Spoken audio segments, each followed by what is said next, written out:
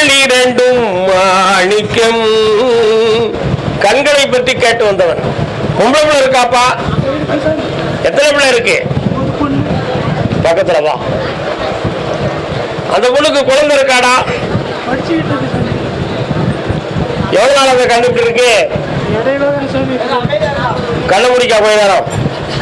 உன்னுடைய கண்களை பற்றி நான் இரவில் உத்தாடுறேன். செய்வினை கோளாறால கண்கள் எதுவும் பழிவு இருக்குமோ, குழப்பம் நடந்திருக்குமோ அப்படிங்கிற ஒரு சிந்தனை வீட்டுக்கு கொஞ்சம் பேச்சு வருது. அப்படியெல்லாம் யாருமே செய்வனை வைக்கல. அவ்வளவு பெரிய மந்திராதிங்க நாட்டில் பிறக்கல. நீங்க கவலைப்பட வேண்டாம். இது இயல்பாகவே தலையில் இருக்கக்கூடிய நரம்பினுடைய சுழற்சியினால் இந்த பார்வைகள் வித்தியாசமாகப்பட்டிருக்கிறது. ஆனால் இந்த பார்வை மீண்டும் கிடைக்கும் என்று நேற்று இரவு உத்தரவாயிருக்கு. கிடைக்கும். எப்படி கிடைக்கும்? மருத்துவத்தால் கிடைக்குமா, தெய்வ சக்தியால கிடைக்குமா? ஒரு மருத்துவத்தாலும் தெய்வ சக்தியாலும் இந்த பார்வை கிடைக்கும். 3 மாத கால அவகாசத்தை மெல்ல மெல்ல ஒளி தெரிய ஆரம்பிக்கும். கால் ஒன்று வரலாம்.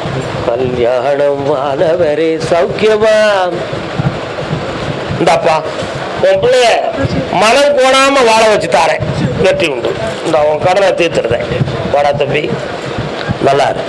உன் குடும்பத்தில் யாரா சாமி ஆடினா அந்த காலத்துல? நீ ஆடுதியா? அப்போ ஏன் உன் மேல வரது சாமி ஆடிட வேண்டியதானே? உனக்கு அதை கடைபிடிக்க முடியலையா? வர போ. இந்தா சாப்பிட்டு போங்க. என்ன